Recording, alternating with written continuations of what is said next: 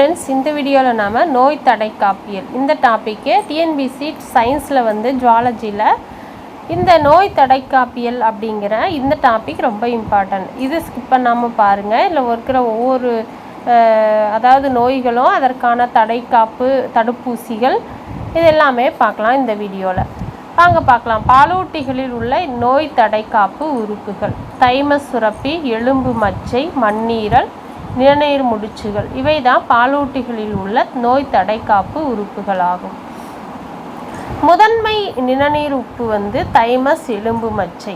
பறவைகளில் நோய் தடை காக்கும் உறுப்பு பேப்ரிசியஸ் பை.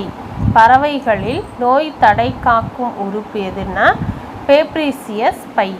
விலங்குகளின் முதன்மையான உறுப்பு 6வது வாரத்தில் தோன்றும். தைமஸ் லிம்போசைட்டுகள் சுரப்பது இதன் முக்கிய பணியாயிருக்கு.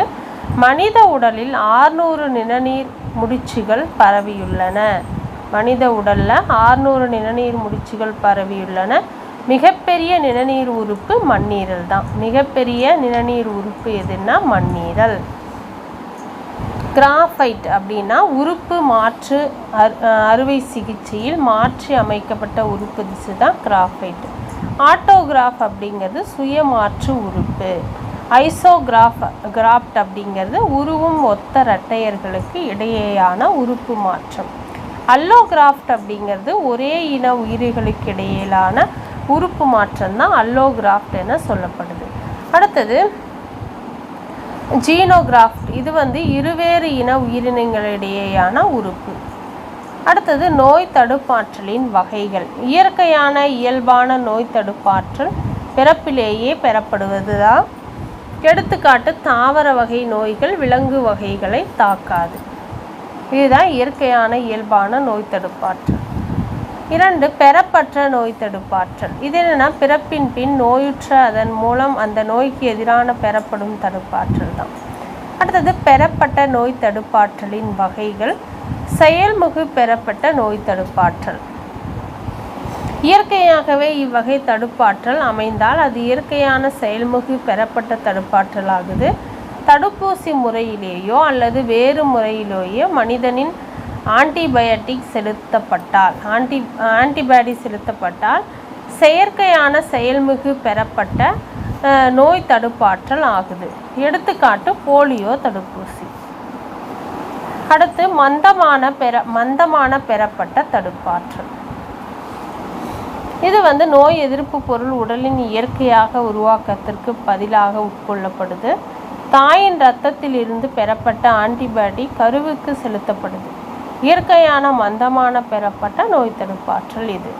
பிற விலங்குகளிலிருந்து ஆன்டிபாடி பெறப்பட்ட உட்செலுத்தப்படுவது செயற்கையான மந்தமான பெறப்பட்ட தடுப்பாற்றல் ஆகும். இந்தியாவில் செலுத்தப்படும் தடுப்பூசி நோய். பிறந்த குழந்தைக்கு பிசிஜி காசநோய் தடுப்பூசி, 15 நாட்களில் போலியோ சொட்டு மருந்து, 16வது வாரத்தில் டிபிடி அதாவது டிப்தீரியா, பெட்டூசியஸ், டெட்டனஸ் அப்படிங்கிற முத்தடுப்பு ஊசி போடுறாங்க. 9லிருந்து 12 மாதங்களில் மீசெல்லஸ் தட்டமை ஊசி, 15 மாதமிலிருந்து 2 வருடம் வரை எம்எம்ஆர் அதாவது மம்ஸு, மீசல்ஸு, ரூபெல்லா இதை தடுப்பூசி போடப்படுது. 2லிருந்து 3 வருடங்களுக்கு டைபாய்டு தடுப்பூசி இந்தியாவில் செலுத்தப்படுது.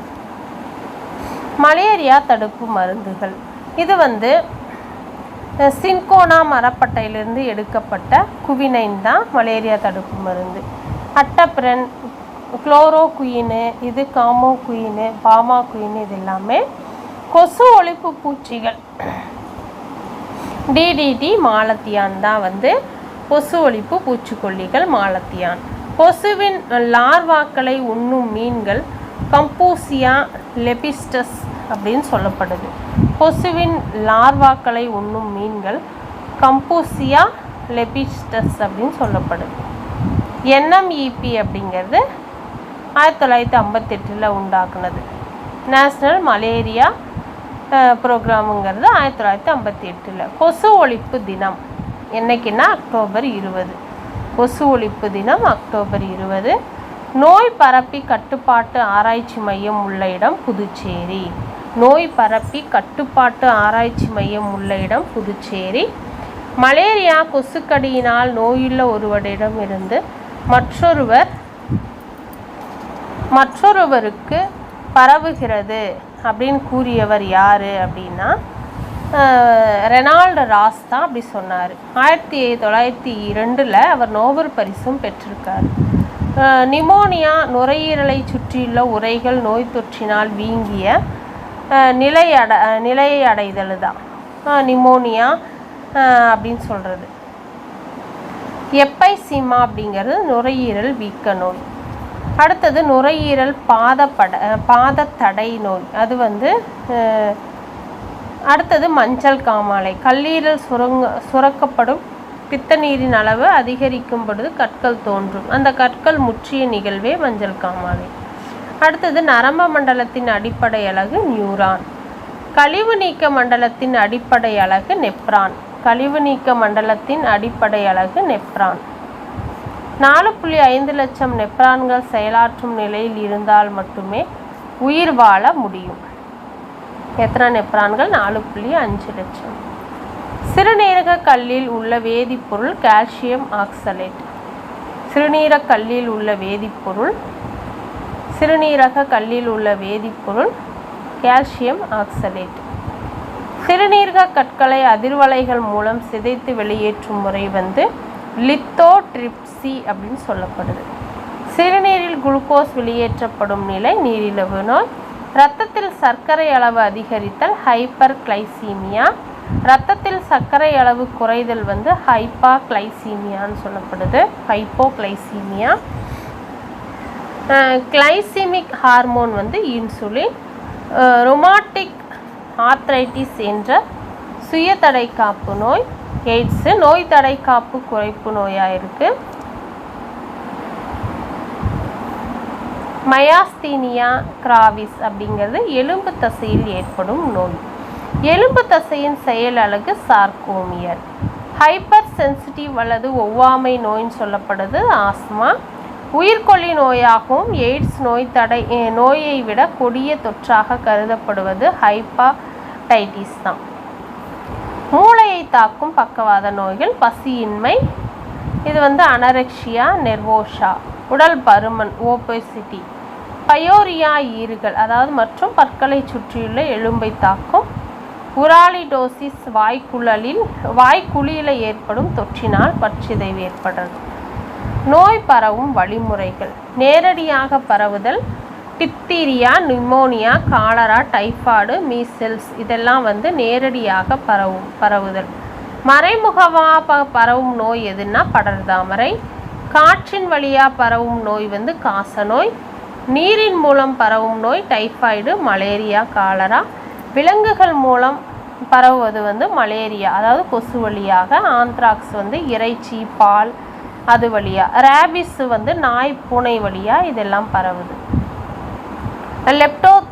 லெப்டோஸ்பைரோசிஸ் அப்படிங்கிறது எலியின் சிறுநீர் மூலமாக பரவுகிற நோயாக இருக்குது. நீரை கண்டு பயப்படும் நோய் ஹைட்ரோபோபியா. ரேபிஸ் தான் நீரை கண்டு பயப்படும் நோய். ரேபிஸ் தடுப்பூசியை கண்டறிந்தவர் லூயி பாஸ்டர் அவர்கள். ரேபிஸ் தடுப்பு மையம் குன்னூரில் இருக்குது. ரேபிஸ் தடுப்பு மையம் எங்கே இருக்குன்னா குன்னூரில். ஏஆர்வி அது வச்சினே. அடுத்தது சூனோசிஸ். அடுத்தது பரவும் தன்மையற்ற நோய்கள். டயாபெட்டிஸ் மெசிடஸ் இது இன்சுலின் சுரப்பு குறைபாடு. டயாபெட்டிஸ் ஏடிஹெச் குறை சுரப்பு. இதெல்லாம் பரவும் தன்மையற்ற நோய்கள் தான் இப்போ பார்க்குறோம். குரோனி இதய நோய், சிறுநீரக செயலிழப்பு, உயர் இரத்த அழுத்தம், அல்சீமர் நோய், மூளையை தாக்கும் பக்கவாத நோய்கள், பசியின்மை இளம் பெண்களை அதிகமாக தாக்குது. அதாவது அனரெக்சியா நெர்வோஷா அப்படிங்கிறது தான் பசியின்மை நோய். இதெல்லாம் பரவும் தன்மையற்ற நோய்கள். அடுத்தது உடல் பருமன். ஆடிப்போஸ் திசுக்களின் மிதமிஞ்சிய வளர்ச்சி தான் உடல் பருமன். இந்நோய்கள் அனைத்தும் வளர்ச்சிதை மாற்ற குறைவால் உண்டாகுது. ஈறுகளையும் பற்களையும் சுற்றியுள்ள எலும்புகளையும் தாக்கும் நாள்பட்ட பற்சிதைவு நோய் எது அப்படின்னா பேயோரியா தான். வாய்க்குழியில் ஏற்படும் தொற்றினால் பற்சிதைவு ஏற்பட்டு வாய் துர்நாற்றம் ஏற்படுதல் பாலிடோசிஸ் அப்படிங்கிறது. பாலிடோசிஸ் தான் வாய் துர்நாற்றம் ஏற்படுத்துது. மனிதனுக்கு உயிரினங்களுக்கும் மனிதனுக்கும் இடையே இயற்கையாக பரவும் நோய்கள் என்ன, தொற்று நோய்கள் அப்படின்னா சூனோசஸ். மனிதனுக்கும் உயிரினங்களுக்கும் இடையே இயற்கையாக பரவும் தொற்று நோய்கள் சூனோசஸ். அடுத்தது பாக்டீரியா நோய்கள். நோய்களும் பாக்டீரியாவும். டைஃபாய்டு அப்படிங்கிறது சால்மோனெல்லா டைஃபி அப்படிங்கிற பாக்டீரியா மூலம் பரவுது. காலரா அப்படிங்கிறது விப்ரியே காலரா அப்படிங்கிற பாக்டீரியா மூலம் பரவுது. டிப்தீரியா அப்படிங்கிறது கொரினி பாக்டீரியம் டிப்தீரியே. காச நோய் அப்படிங்கிறது மைக்கோ பாக்டீரியம் டியூபர்குலோசிஸ் அப்படிங்கிற பாக்டீரியா மூலம் பரவுகிறது தான் காச நோய். டிபி அப்படிங்கிற காச நோய். தொழுநோய் மைக்கோ பாக்டீரியம் லேப்ரே. லெப்டோஸ்பைரோசிஸ் அப்படிங்கிற நோய் லெப்டோபைரா இன்சரோகன்ஸ் அப்படிங்கிற பாக்டீரியாவால் பரவுது. நிமோனியா அப்படிங்கிற நோய் நியூமோகாக்கஸ் நிமோனியா மூலம் பரவுது. பிளேக் எரிசீனியா பெசிடிஸ். அல்சர் ஸ்ட்ரெப்டோகாக்கஸ் அப்படிங்கிற பாக்டீரியா மூலம் இந்த நோய் ஏற்படுது. அடுத்தது வைரஸ் நோய்கள்.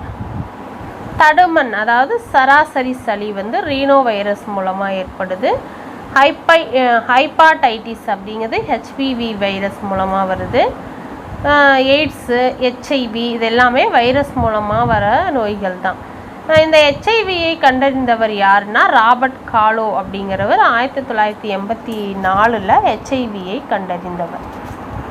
ஹெச்ஐவி எண்ணிக்கையை கண்டறிய பயன்படுவது எது அப்படின்னா லுமினோமீட்டர். எய்ட்ஸை கண்டறியும் சோதனை எலைசா சோதனைன்னு சொல்லப்படுது. இப்போ எய்ட்ஸை உறுதிப்படுத்தும் சோதனை வெஸ்டர்ன் பிளட் சோதனைன்னு சொல்கிறாங்க. எய்ட்ஸ் நோயாளிகளின் வாழ்நாளை அதிகரிக்கும் மருந்து அசிட்டோதையமிடின் சைக்ளோவீர் அப்படிங்கிறது. புற்றுநோயை உண்டாக்கும் வைரஸ் ஆன்கோகெஜிக் வைரஸ் தான் புற்றுநோயை உண்டாக்குது. கொரோனா வைரஸால் ஏற்படும் மாறுதலால் இதற்கு தடுப்பூசி இல்லை. அம்மை நோய்க்கு தடுப்பூசியை கண்டறிந்தவர் யார் அப்படின்னா எட்வர்ட் ஜென்னர் தான் அம்மை நோய்க்கு தடுப்பூசியை கண்டறிந்தவர். அடுத்தது புரோட்டோசோவா மலேரியா மூலம் பரவுது. புழு நோய் அது பீனியாசிஸ் பைலேரியாசிஸ். நீரை கண்டு பயப்படும் நோய் ஹைப்போபோபியா. எடுத்துக்காட்டு ரேபிஸ். ரேபிஸ் தடுப்பூசியை கண்டறிந்தவர் லூயி பாஸ்டியர். ரேபிஸ் தடுப்பு மையம் குன்னூரில் இருக்குது. போலியோ சொட்டு மருந்தை கண்டறிந்தவர் ஜோன்ஸ் சால்க். இப்போ பயன்படுத்தப்படுகிற போலியோ சொட்டு மருந்தை கண்டறிந்தவர் ஜோன்ஸ் சால்க் தான்.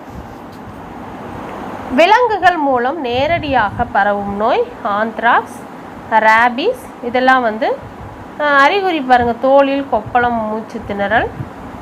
இதெல்லாம் விலங்குகள் மூலம் நேரடியாக பரவும் நோய். ஹைடாடிரோசிஸ், அப்புறம் லெப்சோபைராசிஸ் இதெல்லாம் விலங்குகள் மூலம் நேரடியாக பரவுகிற நோய். லெப்ரோகோஸ், என்டாகோபி இதெல்லாம் வீவர்ஸ் அடுத்த ஒரு முக்கியமான வீடியோவில் பார்க்கலாம். இந்த வீடியோ உங்களுக்கு பிரயோஜனமாக இருக்கும்னு நினைக்கிறேன். நன்றி, வணக்கம்.